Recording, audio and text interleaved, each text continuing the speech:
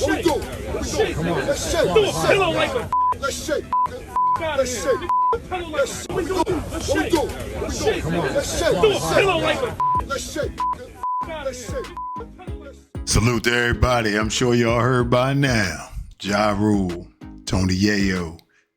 On a plane, the friendly skies wasn't so friendly yesterday.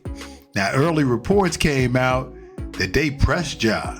Tony Yayo is the one who showed the footage, but there was something left out of that.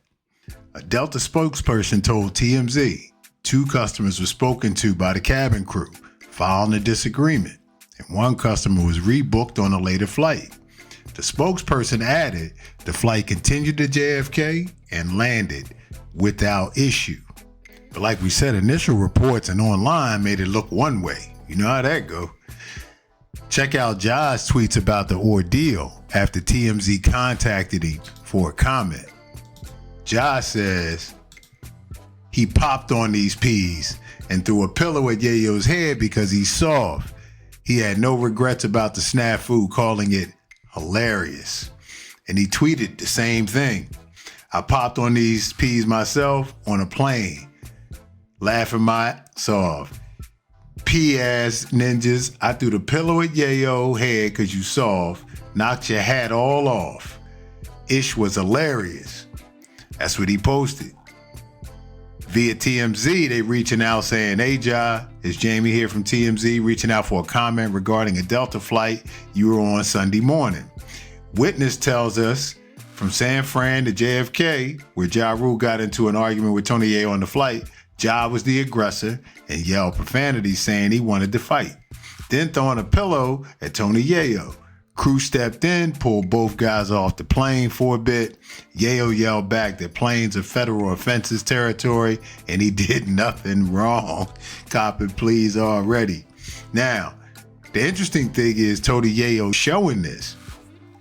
But the other interesting thing that y'all probably are aware of, that Uncle Murda and Tony Yayo are getting into the media space, the podcast game. I believe their first one dropped a day or two ago.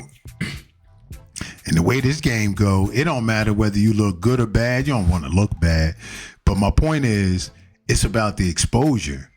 And this type of event can spearhead a podcast. It could drive viewership.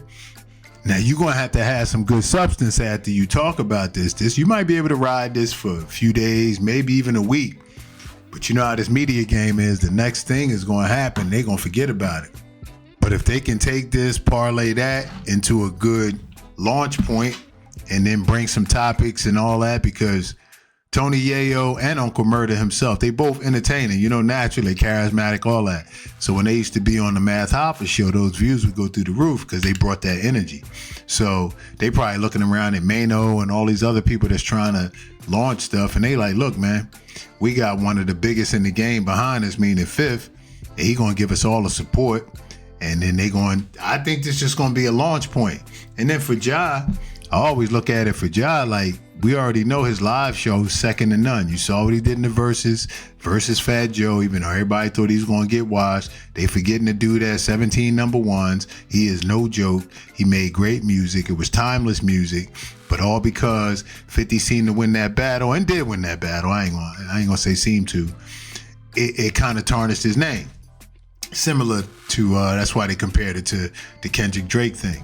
But just like Drake, Ja's discography cannot be questioned. And he ran radio for a good little while. You understand what I'm saying? So hopefully he can get more bookings. Not that he don't get enough now, but hey, man, go ahead and get some more cash. So this whole thing, this whole entertainment game is like that these days. And beef sells. And thankfully, rarely does anything go down as a result of it. A lot of people done learn from that. Plus the fact that when you in middle age, like, it ain't no time for all that. You ain't got years to give back. Ain't nobody trying to go to jail. Ain't nobody trying to catch a case. Ain't nobody trying to do nothing except get that money, take care of their folks, stay out the way without looking like you staying out the way. Like looking like you in the mix, but actually you play in the back. You know what I'm saying? So let me know what y'all think in the comments. But it's just funny because John never gets the benefit of the doubt because he lost to 50, right? And even the early reports on this was misrepresented. Turns out now the internet turning around like, I didn't see him get pressed. I saw him stand on business, right? So, yeah. But like I said, it's going to be a win-win for both those camps. And, they're going to ride it out for a little bit. Appreciate y'all tuning in, man. It's your boy Dell. Let me know what y'all think in the comments, man. Appreciate all the support. Till next time, man, we out.